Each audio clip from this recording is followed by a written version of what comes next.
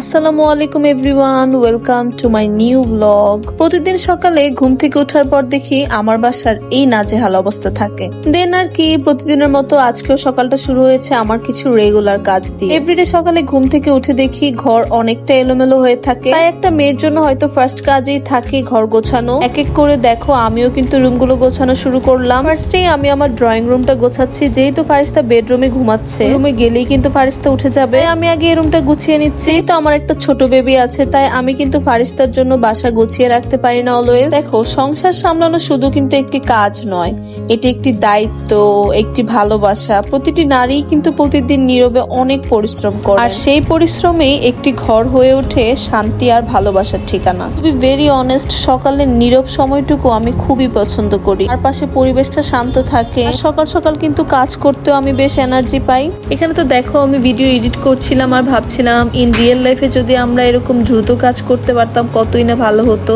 দেখো, ফারিস্তা হওয়ার পর তো আমি আমার ঘর যতই গুছিয়ে রাখি না কেন বারবার এলোমেলো হয়। বিকজ তোমরা সবাই জানো ফারিস্তা বেবি কিন্তু মোবাইল, কার্টুন কিছুই দেখে না। তাই ফারিস্তা সারাদিনই কিন্তু ঘরের জিনিস নিয়ে খেলাধুলা করে, ঘরের সবকিছুই সে এলোমেলো করে ফেলে। এর জন্য আমি আমার ঘর যতই গুছিয়ে রাখি না কেন বারবার ফারিস্তা এলোমেলো করে ফেলে। মাঝে মাঝে তো আমি চিন্তা করি থাক, ইনশাল্লাহ আর কিছুদিন পর তো ফারিস্তা বড় হয়ে যাবে, এখন তো ঘর আর এরকম এলোমেলো করবে না। তাও এখানে ফারিস্তা ঘুমাচ্ছিল বলে আমি এত সুন্দর করে কাজ করতে পারছিলাম। আমি একটা রুম গোছাতে গোছাতে কিন্তু ফারিস্তা উঠে গিয়েছে। ঝটপট করে আমি ফারিস্তার জন্য নাস্তা বানাচ্ছিলাম। এখানে আমি ফারিস্তার নাস্তার জন্য ফারিস্তাকে বিফ দিয়ে নুডলস রান্না করে দিচ্ছি। আর এখানে কিন্তু শুধু ফারিস্তা না, সাথে আমিও খাবো। তোমরা কারা কারা এভাবে বিফ দিয়ে নুডলস খেতে পছন্দ করো? আমার কাছে তো ভালোই লাগে, বাট ফারিস্তা কিন্তু বিফ খেতে একদমই পছন্দ করে না। যখন ফারিস্তা পেটে ছিল তখন আমার বিফ খেতে অনেক ভালো লাগতো। ফারিস্তা পেটে থাকতো তো আমি যা একদমই খেতে পারতাম না, তাও খাওয়ার রুচি হয়েছিল আমার। যাই হোক, আমি আর ফারিস্তা নাস্তা খেয়ে আমি এখন আমার বেডরুমটা গোছাবো। প্রতিদিন সকালে ঘুম থেকে উঠে আমার বেডের অবস্থা অনেক খারাপ থাকে। যাই হোক, আমি এখন ঝটপট করে আমার বেডটা গুছিয়ে নিব। বাট আমি অলওয়েজ ট্রাই করি ফারিস্তাকে ঘুমিয়ে রেখে আমার কাজগুলো সেরে ফেলতে। বিকজ ফারিস্তা যতক্ষণ সজাগ থাকে একদিকে আমি সবকিছু গোছাই, আরেকদিকে ফারিস্তা নষ্ট করতে থাকে। ও সজাগ থাকলে আমি কোনো কাজ করেই শান্তি পাই না। বাচ্চারা একদমই মোবাইল দেখে না, সেই বাচ্চার মায়েরা বলতে পারবে তাদের কত কষ্ট। যেই বাচ্চারা মোবাইল দেখে তাদেরকে মোবাইল দিয়ে বসে অনেক কাজ করতে পারে মায়েরা। দেখো, আমি এখানে কাজ করছি আর সে বারান্দা দিয়ে কাকে যেন ডাকছিল।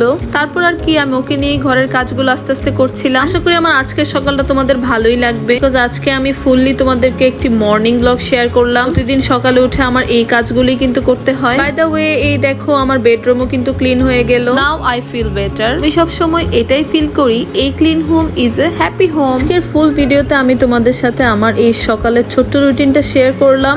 This is not just a routine, it's a part of my everyday life. এখানে আমি আবার ফারিস্তার ঠান্ডার জন্য সকালের ওষুধটা খাওয়াচ্ছিলাম। সো আজকের ভিডিওটি এই পর্যন্তই। আই হোপ আজকের এই ভিডিওটি আপনাদের ভালোই লাগবে। Do follow my page and see you in my next vlog. So take care and stay happy. Bye bye.